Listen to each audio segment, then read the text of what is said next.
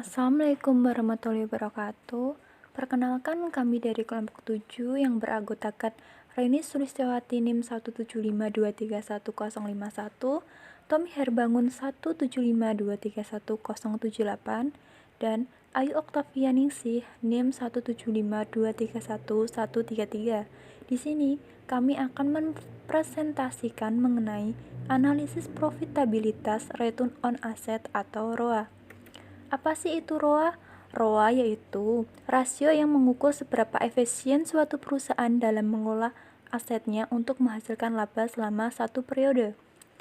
Nah, rasio ROA atau return on asset ini dapat membantu manajemen dan investor untuk melihat seberapa baik suatu perusahaan mampu mengkonversi investasinya pada aset menjadi keuntungan atau laba. Untuk rumusnya yaitu laba bersih setelah pajak dibagi total aset atau rata-rata total aset. Untuk contohnya bisa kita lihat. Nah, berdasarkan laporan keuangan per tanggal 31 Desember tahun 2016, laba bersih PT Kusuka Karya adalah 1,713 triliun. Sedangkan total asetnya adalah sebanyak 61,433 triliun. Berapakah ROA atau Return on Asset PT Kusuka Karya? Nah, untuk itu berarti kita tinggal memasukin berapa laba bersihnya dan berapa total asetnya. Nah, berarti laba bersih setelah pajak dibagi total aset. Berarti 1,713 triliun dibagi 61,433 triliun, sehingga menghasilkan ROA sebesar 2,79%. Nah, selanjutnya, komponen-komponen ROA. Ada dua, yaitu profit marginal dan perputaran total aktiva. Nah, apa sih profit marginal itu? Nah, itu merupakan kemampuan perusahaan menghasilkan laba dari tingkat penjualan tertentu. Nah, profit margin bisa diinterpretasikan sebagai tingkat efisiensi perusahaan, yakni sejauh mana kemampuan perusahaan menekan biaya-biaya yang ada di perusahaan. Untuk rumusnya yaitu laba bersih ditambah bunga dalam kurung 1 dikurangi tingkat pajak tutup kurung dibagi penjualan. Nah, selanjutnya perputaran total aktiva. Perputaran total aktiva mencerminkan kemampuan perusahaan menghasilkan penjualan dari total investasi tertentu. Rasio ini juga bisa diartikan sebagai kemampuan perusahaan mengelola aset berdasarkan tingkat penjualan tertentu. Rasio ini mengukur aktivitas penggunaan aktiva perusahaan. Untuk rumusnya yaitu penjualan dibagi total aset rata-rata.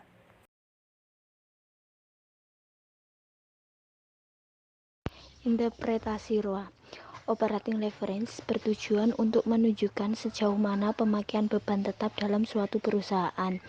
Perusahaan yang mempunyai proporsi aktiva tetap yang besar akan mempunyai beban depresiasi atau beban operasional yang tinggi juga, sehingga perusahaan itu mempunyai operating leverage yang tinggi. Apabila kondisi perekonomian membaik, penjualan meningkat, perusahaan dengan operating leverage yang tinggi akan mengalami kenaikan keuntungan atau pendapatan yang tinggi. Sebaliknya, apabila kondisi perekonomian menurun, penjualan menurun, perusahaan akan mengalami penurunan keuntungan yang tajam. Selanjutnya yaitu pengaruh siklus kehidupan produk terhadap ROA. Tahap yang pertama, tahap perkenalan.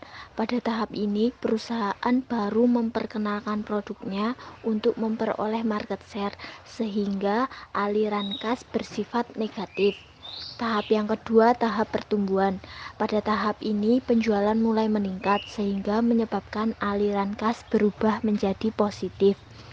Tahap yang ketiga, tahap kedewasaan. Tahap ini produk sudah mulai dikenal oleh pasar dan mempunyai market share sendiri, sehingga aliran kas pasti bersifat positif. Tahap yang terakhir yaitu tahap penurunan. Pada tahap ini permintaan produk mulai melemah dan tidak mampu bersaing dengan kompetisi pasar, maka aliran kas menurun dan bisa dikatakan negatif. Materi yang selanjutnya yaitu perbedaan dalam komposisi profit, margin, dan perputaran aktiva.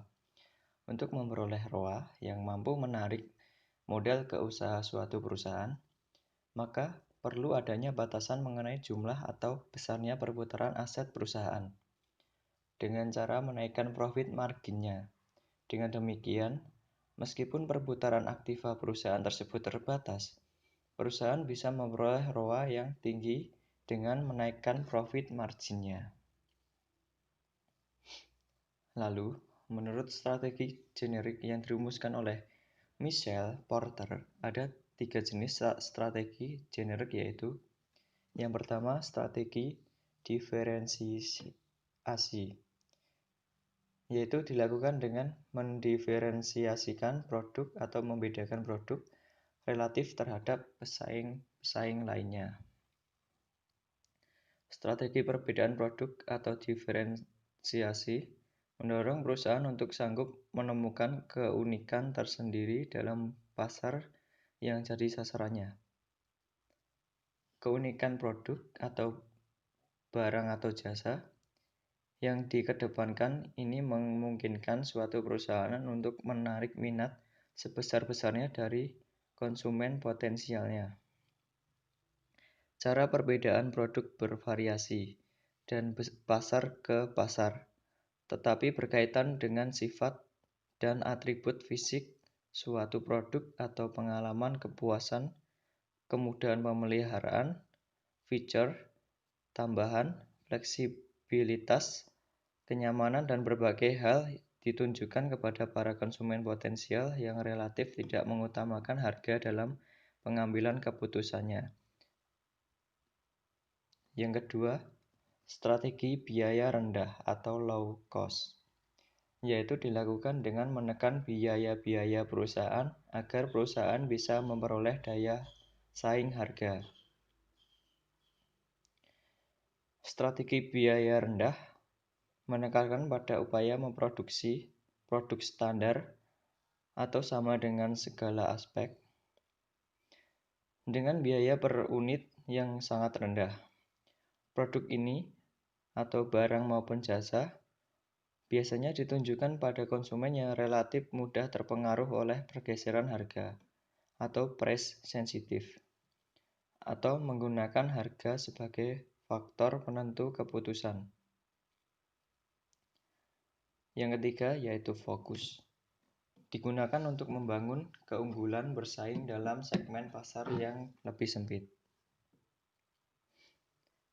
Strategi fokus digunakan untuk membangun keunggulan bersaing dalam suatu segmen pasar yang lebih sempit. Strategi jenis ini ditunjukkan untuk melayani kebutuhan konsumen yang jumlahnya relatif kecil dan dalam pengambilan keputusannya untuk membeli relatif tidak dipengaruhi oleh harga. Dalam pelaksanaannya, terutama pada perusahaan skala menengah dan besar, strategi fokus diintegrasikan dengan salah satu dari dua strategi generik lainnya, yaitu strategi biaya rendah atau strategi pembedaan karakteristik produk. Strategi ini biasa digunakan oleh pemasok atau disebut pula sebagai ceruk pasar untuk memenuhi kebutuhan suatu produk, barang, dan jasa khusus. Sekian presentasi dari kami, kurang lebihnya kami mohon maaf. Wassalamualaikum warahmatullahi wabarakatuh.